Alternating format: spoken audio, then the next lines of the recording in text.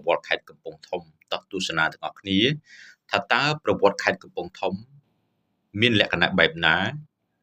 ហើយតើមានប្រវត្តិបែបណាតោះសូមអញ្ជើញស្ដាប់ទាំងអស់គ្នាបងប្អូនណាប្រវត្តិខេត្តកំពង់ធំខេត្តកំពង់ធំគឺជាខេត្តមួយ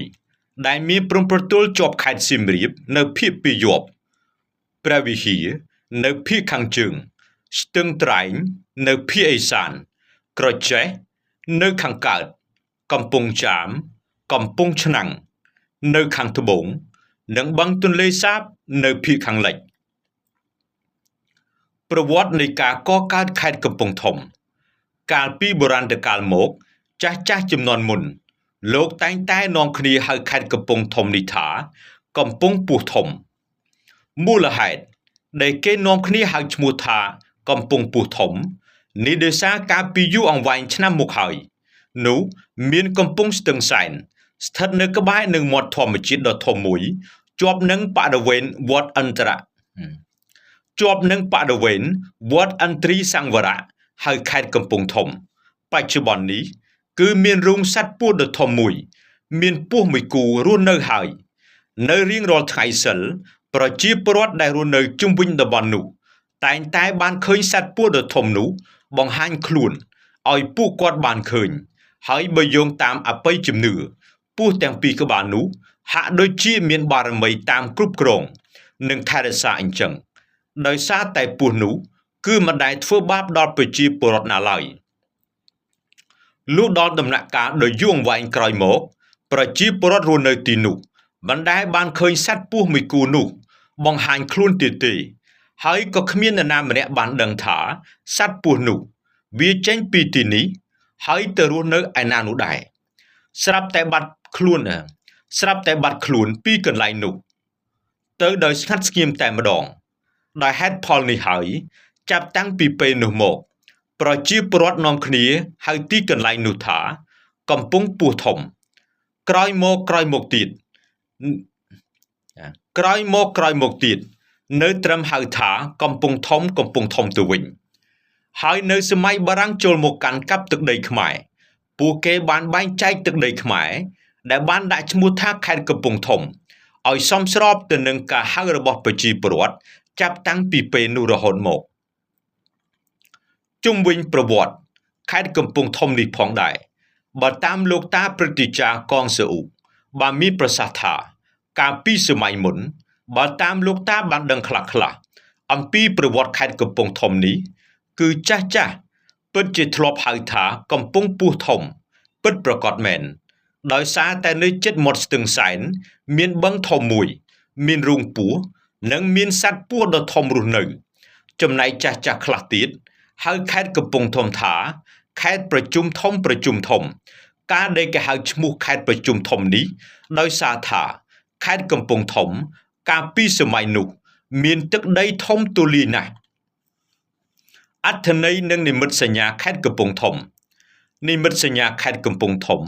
ត្រូវបានកសាងឡើងពីថ្មភក់មួយដុំកម្ពស់4ម៉ែត្រតម្កល់លើជើងទម្រថ្មភក់មួយដុំដែលមានឆ្លាក់ក្បាច់គំនូររូបចម្លាក់រាក់បង្ហាញពីសមិទ្ធផលថ្មីលើទឹកដីខេត្តកំពង់ធំនៅលើទីតាំងសួនលោកនាយករដ្ឋមន្ត្រីហ៊ុនសែននាមាត់ស្ទឹងសែនចំពោះអត្ថន័យនៅក្នុងនិមិត្តសញ្ញានេះរួមមានប្រាសាទយាយព័ន្ធតំណាងឲ្យភាពរុងរឿងនៃស្ថាបត្យកម្មខ្មែរនាសតវត្សទី7ដែលមានក្នុងតំបន់ប្រាសាទសម្បូរព្រៃគុកនាទឹកដីខេត្តកំពង់ធំនិងតំណាងឲ្យជំនឿរបស់ខ្មែរបុរាណក្នុងការគោរពព្រហ្មញ្ញសាសនារូបបដិមាតោតំណាងឲ្យភាពអស្ចារ្យនៃសិល្បៈខ្មែរនាចុងសម័យចេនឡាក្នុងតំបន់ប្រាសាទសម្បូរព្រៃគុកនិងតំណាងឲ្យអំណាចអានុភាពខ្លាំងក្លារូបដំរីជាន់ខ្លាតំណាងឲ្យរូបសំណាកដែលមាននៅខេត្តកំពង់ធំតាំងពីអំឡុងសតវត្សទី60ហើយឆ្លុះបញ្ចាំងពីតថភាពធនធានធម្មជាតិនៃខេត្តកំពង់ធំគួស្រូវតំណាងឲ្យភាពសបោសបាយនិងភាពរុងរឿងនៃវិស័យកសិកម្មពិសេសគឺភោគផលនៃដំណាំស្រូវដើមឈើតំណាងឲ្យភាពរីកចម្រើនលើវិស័យកសិឧស្សាហកម្មដែលខេត្តកំពង់ធំ សម្បូរដោយដីមានជីវជាតិអំណោយផលដល់ដំណាំកសិកម្មនិងកសិឧស្សាហកម្មចំពោះការដាក់តាំងនិមិត្តសញ្ញានៃខេត្តកំពង់ធំនេះគឺប្រព្រឹត្តទៅកាលពីថ្ងៃទី20ខែកក្កដាឆ្នាំ2021ការបែងចែកខេត្តកំពង់ធំខេត្តកំពង់ធំត្រូវបានបែងចែកជា2តំបន់ភាគខាងជើងផ្លូវជាតិលេខ6គឺផ្ទៃដីគ្របដណ្ដប់ទៅដោយផ្ទៃដីខ្ពង់រាបនិងព្រៃឈើប្រមាណ 70% ហើយអាកាសធាតុផ្ដល់ផលល្អសម្រាប់របរកសិកម្មនានាដូចជាការធ្វើស្រែចម្ការហើយរុក្ខសាស្ត្រនិងសត្វពាហនៈគឺឲ្យទិន្នផលល្អ